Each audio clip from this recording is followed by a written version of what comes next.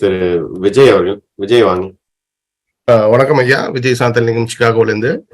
உங்களை நேரா பார்த்து பேசியிருக்கேன். சிகாகோ 2019 மாநாட்டுல, அப்புறம் நியூயார்க் மாநாட்டுல. இப்போ ஒரு கேள்வினா, இந்த திடீர்னு இந்த கச்சத்தீவு பத்தி பார்லிமெண்ட்ல பேசி ஒரு குழப்பம் விளைவிக்கிறாங்க. அதுக்கு கண்டிப்பா தீர்வு இருக்குமா, ஆறு என்னன்னு தெரியல. தீர்வு இருக்கு, இவங்க செய்ய மாட்டேங்கிறாங்க. அதாவது பழிய வந்து இந்திரா காந்தி மேலேயே போட்டு இருக்காங்க தமிழ்நாடு கவர்மெண்ட். இந்திரா காந்தி பழிய ஓரளவு எடுத்துக்கணும். அங்க என்ன நடந்ததுன்னா, அந்நேரம் யூஎன்ல வந்து கவர்மெண்ட் இந்தியாவுக்கு ஒரு பெரிய சப்போர்ட் தேவைப்பட்டு ஒரு இஷ்யூல அதுல ஸ்ரீலங்கன் ரெப்ரசன்டேட்டிவ் நமக்கு ரொம்ப பெரிய உதவியா வந்தார். ரொம்ப ஹோம்ஒர்க் எல்லாம் பண்ணி நமக்கு தேவையான எல்லா உதவிகளையும் செஞ்சார். கேன்வசிங் எல்லாமே பண்ணார். So Mrs Gandhi was very happy. She wanted to do something for them. உங்களுக்கு என்ன ஒண்ணு கேட்டா, அவங்க இந்த கச்சத்தீவை கொடுத்துங்க, இவங்கெல்லாம் இப்போ இது வலை உலகத்திற்குலாம் அவங்க வரலாம், எங்களுக்கு ஒண்ணும் இல்லை, அதுக்காக தனியா விசாலம் தேவையில்லை, கொடுத்துருங்கன்னு எல்லா வாக்குறுதியும் கொடுத்துட்டு, அதுக்கப்புறம் இன்னைக்கு நம்ம மீனவர்கள் அங்க போக விடுறதே இல்லை. கச்சத்தீவை இவங்க வந்து ஆர்டர் போட்டாங்க அதுக்கு போகணும்னு சொல்லி. இந்த ஸ்ரீலங்கால வந்து நார்த் அண்ட் ஈஸ்ட் டிஸ்ட்ரிக்ட்ஸை சேர்த்து நார்த் ஈஸ்டர்ன் ஸ்டேட்னு கொண்டு வந்தாங்கல்ல, கொண்டு வந்துதான் அந்த பீஸ் அக்கார்டு வந்தது. இந்தியாவும் ஸ்ரீலங்காவும் சேர்ந்து அந்த பீஸ் அக்கார்டு வந்து கொண்டு வந்தாங்க. இப்ப அந்த கொண்டு வந்து வரதராஜ பெருமாள் ஒருத்தர் நேரம் சிஎம் வந்து போட்டாங்க. நான் மினிஸ்டர் தனி செயலராக இருந்தபோது அவரு அதுக்கப்புறம் எல்டிடி வந்தோன்னு அவர் ஓடி போயிட்டார். அந்த இடத்துல ஒரு நாள் கூட அவரால் தாக்கு பிடிக்க முடியல. இந்தியாவில தான் இந்த நாள் வந்து ஒழிச்சு வச்சிருந்தாங்க, அவரை காப்பாற்றி வச்சிருந்தாங்க. எங்க மினிஸ்டர்ல வந்து மீட் பண்ணிருக்கேன் அந்நேரம். ஆனா எங்க மினிஸ்டர் வந்து சொல்லிட்டாரு, இல்ல வெகுஜன ஆதரவு யாருக்கு இருக்குன்னு பார்க்கணும், அதை பத்தி நான் பேச முடியும்னு சொல்லி எங்க மினிஸ்டர் ரொம்ப தீவிரமா அவர்கிட்ட சொல்லிட்டாரு. சரி, அது ஒரு பக்கம் இருக்கட்டும். இப்போ சுப்ரீம் கோர்ட் ஆஃப் ஸ்ரீலங்கா வந்து என்ன சொல்லிட்டாங்க, இந்த 2 மாநிலங்களை இணைச்சது வந்து வடகிழக்கு மாநிலம்னு சொல்லி புது மாநிலம் உருவாக்குனீங்களே, இதுக்கு பார்லிமெண்ட் ரேட்டிஃபை பண்ணல, அதனால இது செல்லாதுட்டாங்க. மறுபடியும் தனித்தனியா போயிடுச்சு. இதுதான் இன்டர்நேஷனல் லா. மிஸ்ஸஸ் காந்தியும் இதை வந்து பார்லிமெண்ட்ல அப்ரூவல் வாங்கல. இன்னைக்கு இந்த பிஜேபி இவ்வளவு சொல்றவங்க என்ன செய்யணும், ஒரே ஒரு வார்த்தை தான் செய்யணும், பார்லிமெண்ட்ல ரெசல்யூஷன் போடணும், பார்லிமெண்ட் அப்ரூவல் வாங்காத இது செல்லாது, கச்சத்தீவு மறுபடியும் எங்களுக்கு தான் அப்படின்னு ஏன் சொல்ல மாட்டேங்கிறாங்க? ஏன்னா அரசியல் பண்றது. மிஸ்ஸஸ் காந்தி ஒரு நன்றி உணர்வின் காரணமாக கொடுத்தது என்னை பொறுத்த மட்டும் தவறு, கொடுக்கக்கூடாது. ஏன்னா ஒரு நாடு சம்பந்தப்பட்டது, நாட்டின் எல்லை சம்பந்தப்பட்டது. ஆனா அதை ரெக்டிஃபை பண்றதுக்கு இன்னைக்கு மெஷர் இருக்கும்போது இவங்க ஏன் செய்ய மாட்டேங்கிறாங்க? ஏன்னா பெர்மனண்டா நேரு மேலையும் மிஸ்ஸஸ் காந்தி மேலையும் பழி சொல்லிக்கிட்டே இருக்கணும். அதுக்கு இது ஒரு வாய்ப்பு நினைக்கிறாங்க. நான் மறுபடியும் சொல்றேன், சில விஷயங்களில் அரசியல் பண்ணக்கூடாது, தேசிய பிரச்சனைகள் அரசியல் பண்ணக்கூடாது. ஆனா இவங்க அரசியல் பண்றதையே குழப்பம் வச்சிருக்காங்க. என்ன செய்வோம்? நன்றி கிளாரிபிகேஷன். நன்றிங்க ஐயா. ஒரே ஒரு கேள்வி இருக்கு, கனகராஜன் ஐயா, அவங்களோட முடிச்சுக்கலாம். கனகராஜா கேளுங்க. சார் வணக்கம். இன்னொரு கேள்விங்க. வணக்கங்க. இந்த கீழடி நாகரிகத்தை பத்தி உங்க கருத்து எனக்கு வேணும். என்னன்னா, இப்போ தென்னிந்தியாவிலயோ அல்லது இந்தியாவில திராவிட நாகரிகத்துல கீழடி நாகரிகம் மிக தொன்மையானது, பழமையானது, எந்த மாற்று கருத்து இல்லை. ஒட்டுமொத்த இந்தியாவிலையுமே இதை விட தொன்மையான நாகரிகங்கள் இருக்கிறதா சில பதில்கள் உண்டு. அதை பத்தி தங்களுக்கு ஒட்டுமொத்த இந்தியாவிலையுமே கீழடி நாகரிகம் தொன்மையானது இதை விட சிறந்த தொன்மையான நாகரிகங்கள் இன்னும் ஒட்டுமொத்த இந்தியாவில் வேற எங்க? மொஹஞ்சதாரோ அதை விட தொன்மையானது. இன்னைக்கு வரைக்கும் உள்ளதுல கீழடி வந்து கிமு 5ஆம் நூற்றாண்டுக்கு நம்ம போயிருக்கோம். நம்ம இன்னும் மணலூர் போகல, நம்ம இன்னும் காவிரி பூம்பட்டினது சரியா ஆய்வுக்கு மேற்கொள்ளல. அடுத்து வந்து இது கன்னியாகுமரியில முறையான ஆய்வு மேற்கொள்ளல. இப்ப ஆதிச்சநல்லூர் எடுத்துங்க. ஆதிச்சநல்லூர் என்ன கண்டுபிடிச்சோம்? பெரிய சுடுகாடு, இடுகாடு கண்டுபிடிச்சோம். அதுல யாரெல்லாம் இருந்தாங்க? பல நாட்டு சேர்ந்தவங்களுடைய எலும்புக்கூடுகள் கண்டுபிடிக்கப்பட்டன. அப்ப அது வந்து எப்படி இருந்திருக்கு? It was a vibrant city. அதனாலதான் இப்ப பெங்களூர்ல வந்து நீங்க சுடுகாட்டுக்கு போனீங்கன்னா கன்னடிகாஸ் மட்டுமா இருப்பாங்க, கன்னடிகாஸ் தமிழ்ஸ் மட்டுமா இருப்பாங்க, யூரோப்பியன்ஸ் எல்லாம் இருப்பாங்க. இவங்க அரப் கண்ட்ரீஸ்ல வந்து இங்கேயே வாழ்க்கையில இருந்து முடிச்சவங்க இருக்காங்க. அப்ப இந்த மாதிரி தான் கீழே இதுல ஆதிச்சநல்லூர் இருந்திருக்கும்னா, என்னுடைய கேள்வி எல்லாம், இப்படிப்பட்ட ஒரு இடுகாடு கம் சுடுகாடு இருந்த இடத்துக்கு பக்கத்துல ஒரு வைப்ரண்ட் சிட்டி ஒண்ணு இருந்திருக்கணுமே. அந்த அகழ்வாராய்ச்சி ஏன் நடத்த மாட்டாங்க. இப்ப இதுல வந்து எல்லா உடனடியே இது ஆன்டி டம்பிள் அதெல்லாம் நான் சொல்ல, ஆர்கியாலஜி சர்வேல இருந்து நிறைய சோம்பேறி இருக்காங்க. அங்க வடநாட்டுல உள்ள கோயில்களை பத்தியே ரிசர்ச் பண்ணிட்டு இன்னும் ரிப்போர்ட் கொடுக்காம இருக்காங்க, ஆதிச்சநல்லூர் பத்தி மட்டும் இல்ல. சோ இது ஒண்ணு. அன்னைக்கு வந்து நீங்க கேட்கலாம், கலைஞர் கருணாநிதி இவ்வளவு பேசினாரு, தமிழை பத்தி பேசினாரு, ஏன் செய்யலைன்னா, அன்னைக்கு இருந்த அரசு அதிகாரிகள் இதுல முனைப்பு காட்ட மாட்டாங்கன்னு அவர் நினைச்சார். தமிழர் நாகரிகம் அப்படிங்கிறத பத்தி எந்த விதமான ஆவணங்களும் வந்தால் அது அவர்களுக்கு பிடிக்காது அப்ப ஜெயிக்க முடியாத காரியத்துல என் டயத்தை வேஸ்ட் பண்றதை விட என்னென்ன காரியங்கள் மற்ற சட்டங்கள் இயற்றுவது, சமூக நீதிக்கான இதுல அவர் போயிட்டார். இன்னைக்கு அந்த சூழ்நிலை இருக்கு. ஏன்னா இறையன்பு இருந்தாரு. இந்த மாதிரி நல்ல அதிகாரிகள் வந்து தமிழ் ஆற்றலும் தமிழ் ஆர்வமும் உள்ளவர்கள் நிறைய பேர் இருக்காங்க இன்னைக்கு வந்து. அப்ப இன்னைக்கு வந்து இந்த அரசு வந்து இந்த மணலூர் இந்த மாதிரி இடத்துல ரிசர்ச் பண்ண ஆரம்பிச்சிருக்கோம். ஒண்ணு, இந்த இதுல வந்து அசோகாஸ் எடிக்ட்ஸ் அப்படிங்கிறத இந்தியாவில் மிக பழமையான எடிக்ட்ஸா கருதப்பட்டது. அது வந்து இதுல சம்ஸ்கிருதத்துக்கு முன்னாடி இருந்தது. பாலி, பிராகிருதி மொழியில எழுதப்பட்டது. அது வந்து இப்போ உங்களுக்கு சில விஷயங்கள அதிசயமா இருக்கு. ஏசியாட்டிக் சொசைட்டி ஆஃப் இந்தியான்னு ஒண்ணு பிரிட்டிஷ்காரங்க தான் உருவாக்குனாங்க. இதுல கல்கத்தால ஹெட் குவார்டர்ஸை வச்சு. அது வந்து ராக்ஸ், அசோகா எடிக்ட் இதெல்லாம் கண்டுபிடிக்கிறது வரைக்கும் நம்முடைய சரித்திரம் எழுதினவங்க 1000 வருஷமா அசோகன் என்ற மாமன்னன் இருந்தான்ங்கிறதையே மறைச்சிட்டாங்க. யாருக்கும் தெரியாது. ஏன் தெரியுமா தெரியாது? ஏன்னா அதுக்கு முன்னாடி வந்து அரசன் சட்டத்தை அமுல்படுத்த வேண்டும், சட்டத்தை இயற்றுபவன் பிரீஸ்ட்லி கிளாஸ்ன்னு சொல்லி இருந்தது. அசோகன் வந்து என்ன சொன்னாரு? நான் ஆள வேண்டும் என்றால் என் மக்களை பற்றி அறிந்திருக்கின்ற நான் தான் சட்டம் இயற்ற வேண்டும். The first emperor in India to legislate his own law. அது வந்து அசோகர் தான்.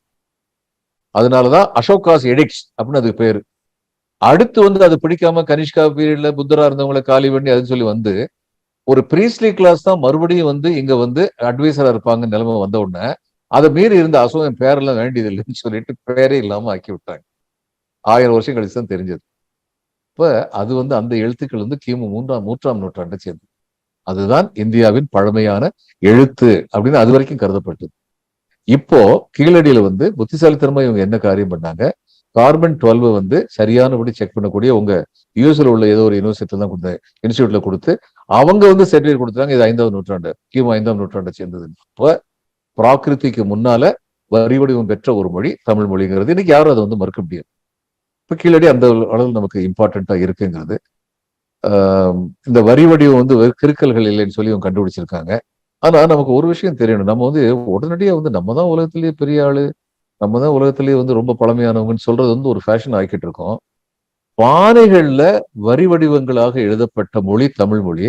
ஆனா அதே காலத்துல கிமு 5ஆம் நூற்றாண்டுல சைனாக்காரங்க புஸ்தகமே வச்சிருந்தாங்க. So we should know. We were not having consciousness about history. வரலாற்றை எழுதும் ஆர்வம் உள்ளவர்களாக இந்திய சமுதாயத்தில் யாருமே இருந்தது. அக்பர் காலத்துலதான் அக்பர் நாமா அதுன்னு சொல்லி எழுதினாங்க. மெகஸ்தனிஸ் வந்து இண்டிகான்னு எழுதுன அவன் கிரேக்க நாடு சேர்ந்தவன். உள்ளூர்காரன் யாரும் எழுதல. அது நமக்கு ரொம்ப பெரிய இழப்பு தான். இப்ப மொஹஞ்சதாரோவுக்கு முந்தின நாகரிகமா இருந்திருக்குமா தமிழ் நாகரிகம்? இருந்திருக்கலாம். ஏன்னா இன்னும் நம்ம அதுக்கு வந்து ரிசர்ச் வந்து போகல. உங்களுக்கு வந்து நாகரிகத்தை பற்றிய தொன்மை வந்து ஆஸ் ஆன் டேட் என்னன்னு தான் நம்ம பேச முடியும். ஆய்வுகளின் அடிப்படையில் பல ஆய்வுகள் நடத்தப்படவே இல்லை. அந்த ஆய்வுகள் இப்ப நடத்துறதுக்கான முயற்சிகள் இருக்கு. அதனால இன்னும் தமிழின் தாமிரபரணி இவர் வந்து வின்சென்ட் ஸ்மித் நினைக்கிறேன், அவர் தான் சொன்னாரு இந்தியாவின் உண்மையான வரலாறு எழுதப்பட வேண்டும் என்றால் அது தெற்கிலிருந்து துவங்கப்பட வேண்டும் சொன்னார். யாரும் துவங்கல. கங்கை, யமுனா, சரஸ்வதி இதை பத்தி தான் எழுதிட்டு இருந்தாங்க. அந்த கிங்டம்ஸ் பத்தி எழுதிட்டு இருந்தாங்க. இந்தியாவில வந்து 3 வகையான கிங்டம்ஸ் இருந்தது. இந்த ஆரியன் டெசெண்டன்ஸ் தங்களை கருதிக்கிட்ட வட இந்தியர்கள், அடுத்து வந்து இவங்க தென்னிந்தியர்கள் திராவிடின்னு சொன்னவங்க, அடுத்து இன்னொருத்தங்க இருந்தாங்க கிறிஸ்டன் இருந்தானே கருப்பு நிறத்துல. ட்ரைபல்ஸ் உடைய ஹிஸ்டரியை பத்தி எழுதவே இல்லை. இன்னைக்கு வரைக்கும் சரியா எழுதல. இந்திய வரலாறு இன்னும் முழுமையாக எழுதப்படவில்லை. அதுல தமிழ்நாட்டு வரலாறு, திராவிட வரலாறு இன்னும் முழுமையாக எழுதப்படவில்லை. இன்னொன்னு என்னன்னா, நம்மகிட்ட உள்ள ஒரு பெரிய பலவீனம் உடனடியா வந்து இப்ப இதுல வந்து நம்ம மியூசிக் பாருங்க. அந்த ஒரு இன்னைக்கு வந்து 7 இசைன்னு சொல்றோம் இல்லையா, சரி கம பதனின்னு சொல்றோம். முதல்ல வந்து 5 நோட்ஸ் தான் இருந்தது. உலகின் பழமையான இசை எல்லாத்துலயுமே 5 நோட்டு தான் இருந்தது. அந்த பழமையான இசைகள் என்னன்னு சொல்லி பாத்தீங்கன்னா இது சவுத் அமெரிக்கன் ரெட் இண்டியன்ஸ் இது music, native Indians music, Chinese music, Greek music, Tamil music, இதெல்லாம் வந்து அந்த பழமையான மியூசிக். இதை சொல்லும் போதே ஒரு ஆள் என்கிட்ட வந்து ரொம்ப வேகம், அப்ப அவத்தாங்க தமிழர் விட்டா யாருங்க இருக்காங்க, நம்ம தாங்க உலகத்திலேயே பழிச்சு. இந்த நினைப்பு முதல்ல போனோம். We should be able to look at ourselves neutrally.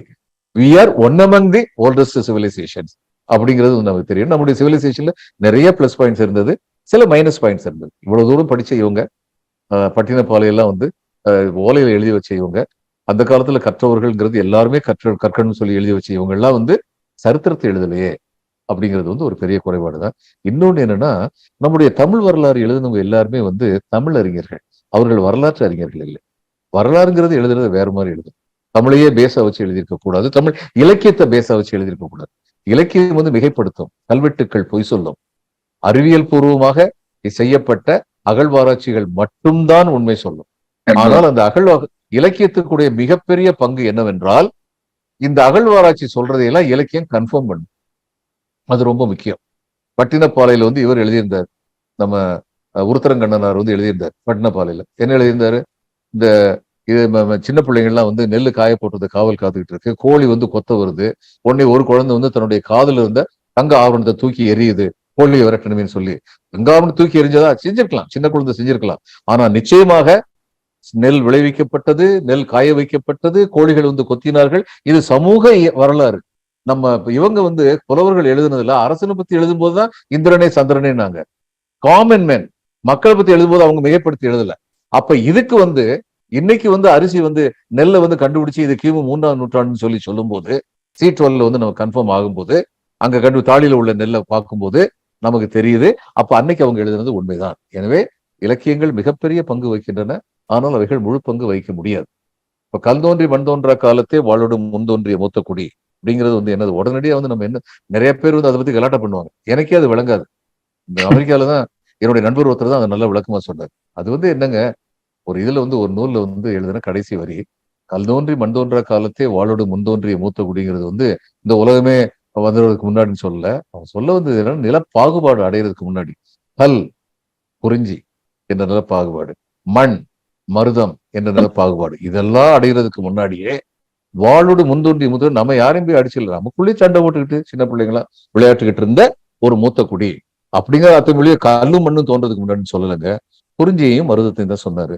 இந்த விளக்கம் இல்லாம ஓரெல்லாம் போய் நம்ம வந்து கல்லுக்கு முன்னாடி நாங்க வந்தோம்னு சொன்னா, அது அந்த மொழியியல் வல்லுநர்கள் மற்ற மொழியை சேர்ந்தவங்களும் இருக்காங்க, அவங்ககிட்ட வந்து நம்முடைய மதிப்பிழந்து போயிடுவோம். இது ஒரு மிகப்பெரிய குறைபாடு.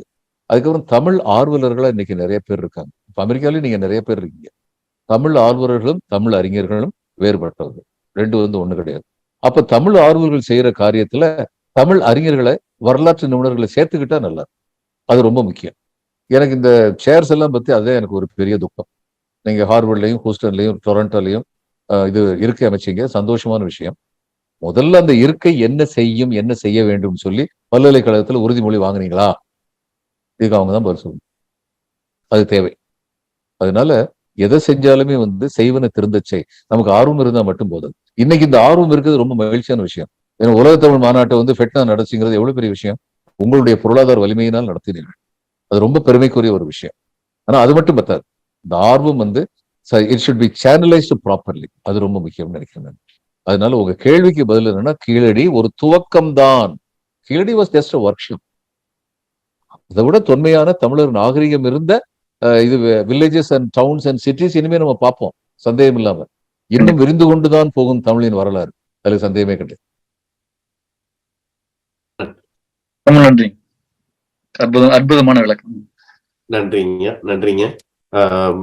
நீங்க அரசியல், அரசு பணி, சமூகம், மொழி, இலக்கியம், இந்த மாதிரி எல்லா தலைப்புகளையும் பேசுனீங்க.